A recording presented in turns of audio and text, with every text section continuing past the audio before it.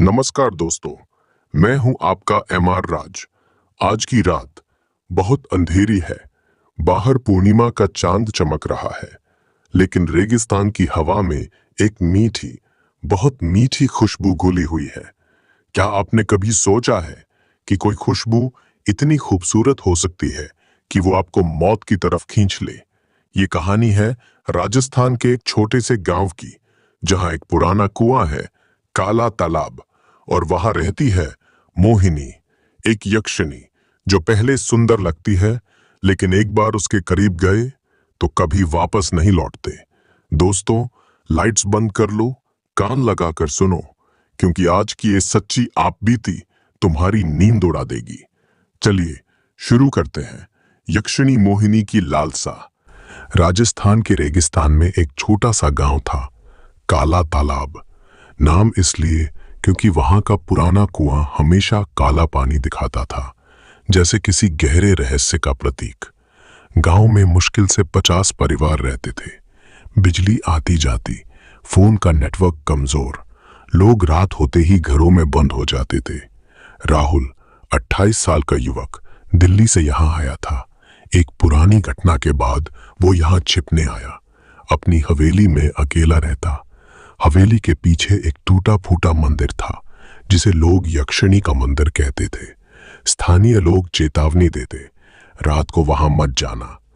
पहली रात राहुल को नींद नहीं आ रही थी।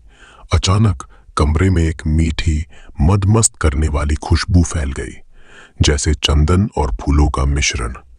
खिड़की पर एक छाया दिखी, एक औरत, लंबी, सुंदर, लाल साड़ी में लिपटी। उसके बाल हवा में लहरा रहे थे। तुम कौन हो? राहुल ने पूछा। आवाज कांप रही थी। औरत मुस्कुराई। मोहिनी, मैं तुम्हें बुलाने आई हूं। राहुल को लगा जैसे कोई अदृश्य शक्ति उसे खींच रही है। मोहिनी पास आई। उसकी आंखें गहरी, आकर्षक। राहुल का मन अजीब तरीके से डर और लालसा से भर गया। वो उसके करीब आया, लेकिन अचानक ठंडी हवा चली और वो बेहोश हो गया।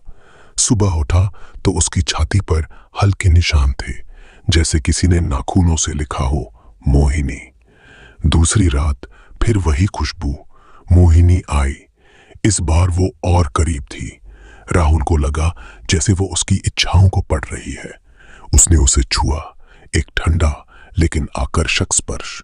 राहुल का मन डर और सुख के बीच झूल रहा था। मोहिनी ने फुसफुसाया, मैं तुम्हारी हर इच्छा पूरी करूंगी, लेकिन कीमत चुकानी पड़ेगी। रात बीती। सुबह राहुल थका हुआ था। उसका शरीर कमजोर लग रहा था, जैसे जीवन की ऊर्जा कम हो गई हो। तीसरी रात सबसे डरावनी। राहुल ने भागने की कोशिश की, लेकिन दरवाजा नहीं खुला। मोहिनी मंदिर में खड़ी थी। चारों तरफ पुरानी लाशों की छायाएं, गांव के युवकों की जो सालों पहले गायब हो गए थे। हर एक की मौत रहस्यमयी थी, जैसे किसी ने उनकी जान चूस ली हो। मोहिनी बोली, ये सब मेरे शिकार थे। उन्होंने मुझे बुलाया और मैंने उन्हें अपना बना लिया। अब तुम्हारी बारी है। राहुल चीखा, लेकिन आवाज बाहर नहीं गई। मोहिनी ने उसे छुआ, एक अजीब, डरावना आलिंगन। राहुल को लगा जैसे उसकी आत्मा खिंच रही है। दर्द और आकर्षण दोनों एक साथ। वो गिर पड़ा। मोहिनी का अतीत संक्षिप्त सेंसर वर्षन। सैकड़ों साल पहले एक राजकुमार वीरसेन था, सुंदर लेकिन लालची। उसने एक यक्षिणी पद्मिनी को देखा, जो प्रकृति की रक्षक थी। पद्मिनी ने उसे चेतावनी दी, मुझे छूने की इच्छा मत करना। लेकिन वीरसेन ने उसकी बात नहीं मानी। उसने पद्मिनी पर हमला किया, उसकी शुद्धता लूटी।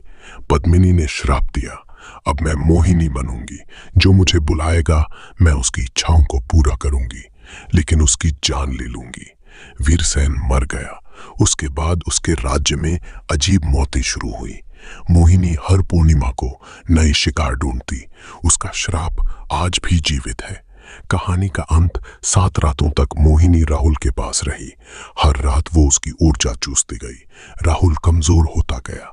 आखिरकार एक सुबह गांव वालों ने हवेली में प्रवेश किया। राहुल की लाश मिली, चेहरे पर अजीब मुस्कान, छाती पर मोहिनी लिखा।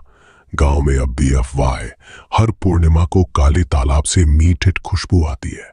अगर कोई अकेला पुरुष उस खुशबू का पीछा करता है तो मोहिनी आ जाती है। वो पहले आकर्षित करती है, फिर डराती है और अंत में ले जाती है। क्या तुमने कभी रेगिस्तान में ऐसी खुशबू सुनी है? अगर हाँ, तो सावधान, वो तुम्हें चुन चुकी है। दोस्तों, कहानी यही खत्म होती है, लेकिन सवाल ये है, क्या मोहिनी सच में मर गई या वो अभी भी काले तालाब के कुएं में इंतजार कर रही है? अगर कभी रेगिस्तान में रात को तुम्हें वो मीठी खुशबू आए, चंदन और फूलों जैसी, तो सावधान रहना, क्योंकि वो खुशबू मौत की शुरुआत हो सकती है। अगर आपको ये कहानी पसंद आई तो लाइक जरूर करो। कमेंट में बताओ, क्या तुम कभी ऐसी खुशबू महसूस कर चुके हो या कोई ऐसी घटना जो तुम्हारे साथ हुई? सब्सक्राइब कर लो चैनल को और बेल आइकन दबा दो ताकि अगली डरावनी आप बीती मिस न हो। मैं हूं एमआर राज, और याद रखना, रातें कभी अकेली नहीं होती। शुभ रात्रि और सावधान रहना। अलविदा।